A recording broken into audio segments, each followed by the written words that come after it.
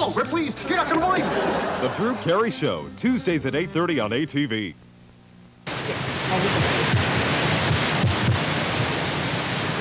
He's 79 years old and has spent most of his life alone in the wilds. We revisit the Hermit of Gully Lake tonight, live at 5. Now, from the ATV News Center at every city and town in the Maritimes, this is the ATV Evening News, live at 5. Good evening, everyone, and welcome to Live at 5 for Monday, September 11th. I'm Nancy Regan. And I'm Paul Meunier, and I think you can see beside Nancy and me the Decision 95 sign. The ATV News Center has been converted to Election Central. New Brunswickers started going to the polls at about 10 o'clock this morning for the 33rd general election, and the polls will close at 8 o'clock. Our special coverage of the New Brunswick election begins a half hour before the polls close in New Brunswick at 7:30, and then the full ATV network comes on stream for election coverage at 8 o'clock. We'll talk a bit about that in a little bit, but first let's take a look at some of the stories that we're working on for tonight's show. The pears are ripe for picking in Nova Scotia's Annapolis Valley. I'm Nicole Brown. I'll give you a look at the fall fruit and trying year to get any plums. When there is local produce on the shelves, there's usually lots of it and good deals for consumers. ATV's Ron Shaw went looking for good prices today, and he didn't have to look too far. Ron, this may be a strange question, but what exactly does local mean? Reading the show? Ron? Ron? Can you hear me, Ron? Well, there are different definitions of local. Now, for instance, some produce managers and the local fruit stand operators, local means anywhere in the province that you happen to live in. Now, for others, local means anywhere you can get to by truck in 24 hours. So, whatever the definition, it's still a great time to buy fruits and vegetables.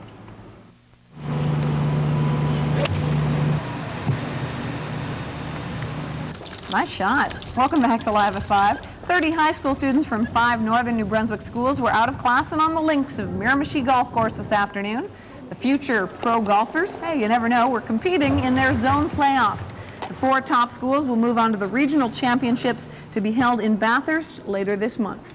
And if you're just tuning into Live at 5, you probably noticed the New Brunswick flag behind Nancy and me, and the Decision 95 sign. The ATV News Center is geared up for election coverage tonight. The New Brunswick election, of course, 33rd general election in that province. The polls close at 8 o'clock. We will be on the air in New Brunswick at 7:30 tonight to set up the election, and then we'll have the earliest results at 8 o'clock when we go to the full ATV network throughout the Maritimes with New Brunswick election coverage. That's from 8 until 9 o'clock, full system, and then we have some pretty exciting television, which we will tell you about a little bit later in the program tonight. We'll set up Melrose Place for you. It's going to be quite a show. This isn't premiere.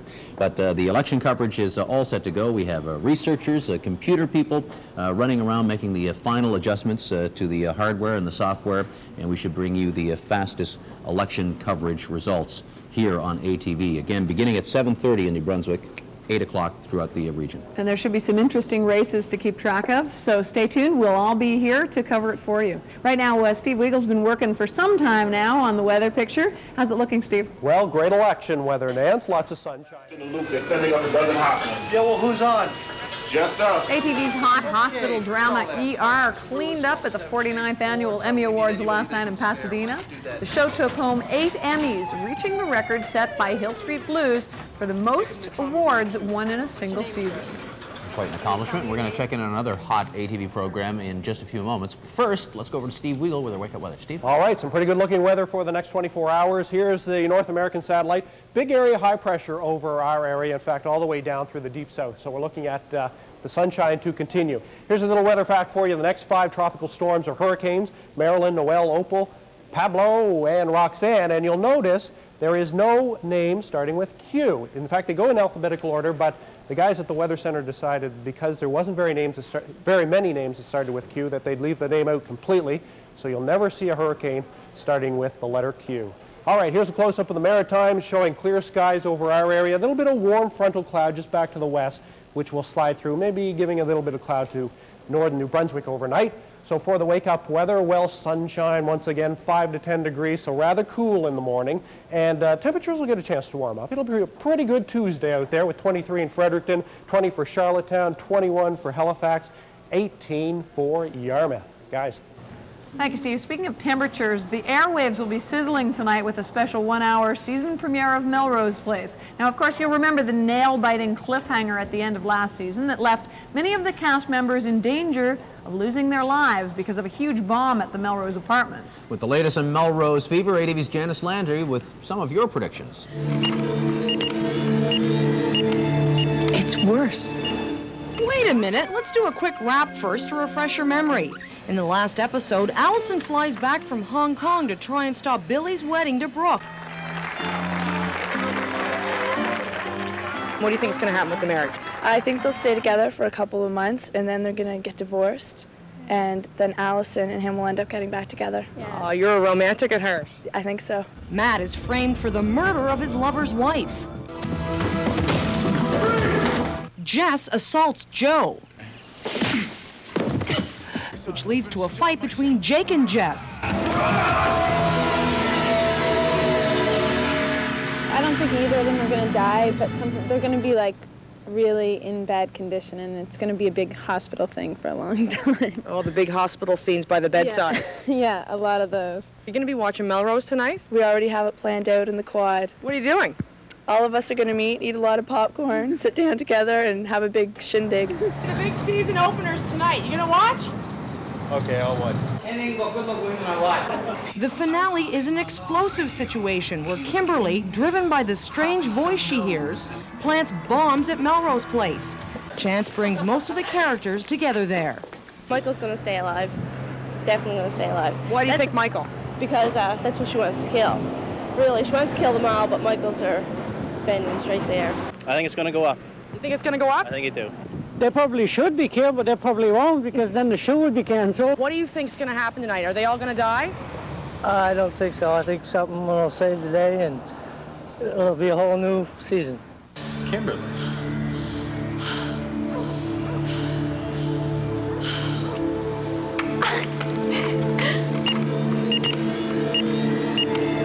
It's worse. I guess you'll have to stay tuned right here to ATV tonight to find out what happens. Janice Landry, ATV News. All right. And that'll hit the airwaves in about 3 hours from now at 9 o'clock on ATV. That's right. So here's how our primetime lineup looks like. A little bit different tonight because of the election in New Brunswick. The full system sees America's Funniest Videos at 6:30. Home Improvement is on at 7 o'clock.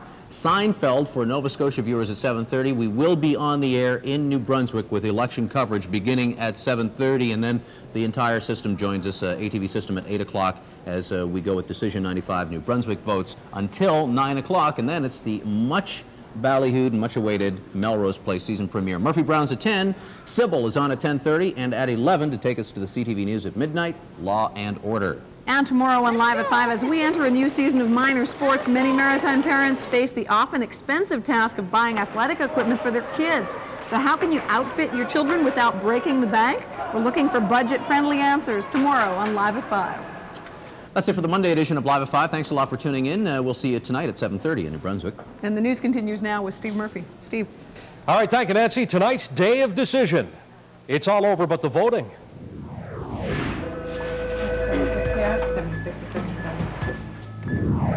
Then let's make a deal. Power Corp and Devco agree on coal. Represents in the range of $850 million worth of sales for Devco over the 5-year term. And smashed and trashed. Shocking vandalism on the eastern shore of Nova Scotia. It's not uncommon for people to use it, for example, kids or whatever. Whether there was a party there or not, I don't know. Now, from the #1 news team in Atlantic Canada, the ATV Evening News.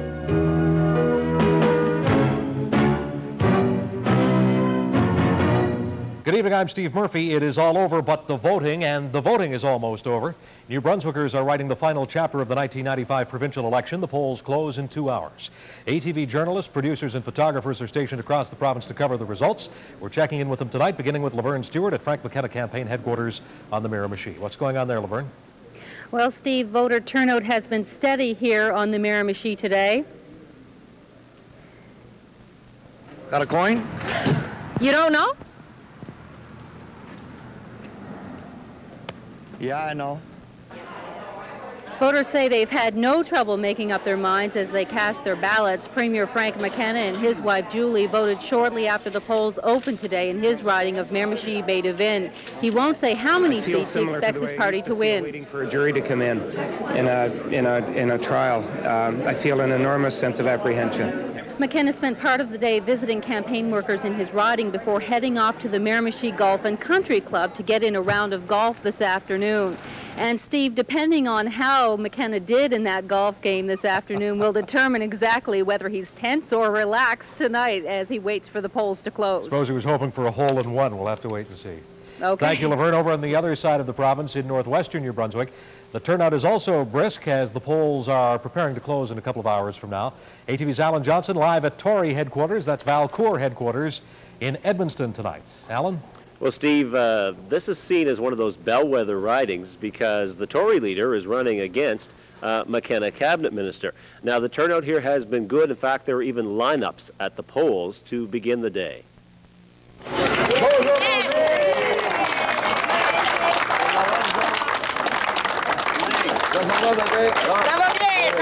Tory leader Bernard Valcourt showed up to greet several dozen eager voters lined up in Edmundston's morning sunshine. Most of those voters told us they wanted to make sure their vote counts. I cannot tell you which one will win. It's probably it's quite close. That's why I come to work. I come to work to not to work but to vote to be sure that my vote is counted. Later on in the day, Valcourt's Liberal counterpart, Roland Beaulieu, shook hands at a polling station across town. Now, Steve, the reason I didn't mention the CORE party in any of that is because CORE isn't even running candidates in any of these northwestern New Brunswick ridings. It's a battle between the Liberals and the Tories, and it's expected to be a close one. We'll be watching closely and keeping folks up to date here tonight on Decision 95 coverage. Indeed we will. Thanks, Alan. Okay, thanks. The leader of the CORE, Greg Hargrove, was the first to vote at a poll in his riding in Mactaquac this morning. Hargrove was in good spirits, predicting that CORE's strength tonight will be found in the very high undecided votes. Here's what he had to say today. And I predicted it would go up over 40%, but it didn't go up that high. It went to 37. And I go back to 1991, and it was up to 50%, the undecided. And I knew at that time that was our vote, and I say the same thing in this election. Of course, the CORE was the official opposition in the New Brunswick legislature in the last House. ATV's Mike Cameron is live at Hargrove headquarters in Fredericton tonight, where everybody's waiting to see whether CORE can hold on to its power base right there in Fredericton, right, Mike? That is one of the more interesting questions which will be answered here tonight, Steve. In 1991, CORE took 5 seats in Fredericton, Oromocto, and the rural area surrounding. And Greg Hargrove himself will be seeking re-election in the Mactaquac riding just north and west of this location. And as you just heard, Mr. Hargrove is clearly hoping that the undecided vote shifts toward him and toward the other 36 CORE candidates which are running in New Brunswick. We're here at Keddy's Hotel in Fredericton, where the CORE party faithful will be gathering later on this evening. And after the results of the election become clear, Mr. Hargrove is expected to address the crowd. We'll be here for it, Steve. Indeed we will. Thank you, Mike. You're welcome. The leader of the NDP, Elizabeth Weir, was first in line to cast her ballot in her St. John's South End neighborhood this morning. I want to say good luck and thank you. Congratulations for a good election. And yes. Wish you all the best today. Yes. That's Weir's Liberal challenger Bobby Higgins wishing her well at the polling station as the voters lined up waiting for Ms. Weir to cast her vote. Thank you. She's hoping to hold on to her seat in the legislature, saying the campaigning won't stop until the polls are closed at 8 o'clock. Well, I'm going to be delivering lunches to workers and going around. We already started out this morning at the dry dock with shaking hands and welcoming the workers as they came on to their shift. The St. John Harbor riding is being watched very, very closely tonight with 3 well-known candidates vying for a position tonight. And ATV's Sally Cummings is live in St. John tonight. That is quite a race shaping up there in St. John Harbor, it seems, Sally. That's right, Steve. This is being considered a tight race in this riding. As you know, NDP leader Elizabeth Weir has been campaigning hard to hold on to her seat in the legislature. She's up against a well-known Liberal in St. John, a newcomer, Bobby Higgins, and of course the Conservative candidate, Lloyd Betts, who's well-known with the South End Citizens Coalition. But the real problem here today has been with people not being enumerated, and that's been much of the focus of campaign organizers here today. Once she votes, everybody else comes in. Voters were lined up first thing this morning. They couldn't get in until NDP leader Elizabeth Weir had cast her ballot. wonder people don't get in. That are supposed to get in. Others were still trying to get on the voting list. Could you tell that woman so she knows she can vote? We believe there are over 1,000 people that have been left off the list in St. John Harbor, and their refusal to ensure that people have the right to vote is simply unacceptable. I've never seen a mess like this before. Enumeration problems were frustrating all campaign organizers. People have been misdirected, gone to the wrong polls or the wrong polling stations, and then find that there's only one enumerator available. My name's George Hart. Liberal drivers were making sure voters got out by picking them up in a bright red car. How many deliveries have you made? 2025, which Already? is quite busy, this time of the day. We've done our homework. We've worked hard. We ran the campaign that we wanted to run. We knocked on every single door in this riding. Campaign headquarters. These are the ones we're delivering to the polls and to the runners, the people in the cars and so on. Campaign organizers made sure volunteers were fed and did more legwork over the phone. We are phoning people who've said they are supporting Elizabeth and reminding them it's election day to get out to vote. Just the party leaders, I'm sorry, you've got to go. There are also tighter restrictions on the media this year in order to speed up the voting process. Television crews are not permitted inside the polling stations other than to photograph the party leaders. Responsible for keeping the order at the poll, making sure that people are voting okay and there's no restrictions to the voting public. Now, when we were here earlier this afternoon, Steve, the voter turnout had been really slow. Things have picked up now. People are starting to shuffle in, but apparently it's still at less than 1/3. Although across the province, we understand the voter turnout at the moment is steady to heavy with 1 hour and 52 minutes still to vote. Thank you, Sally. We'll be talking to you again tonight.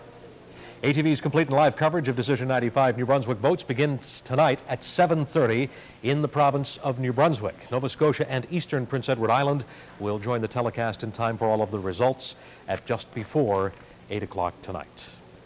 The other news in these provinces now.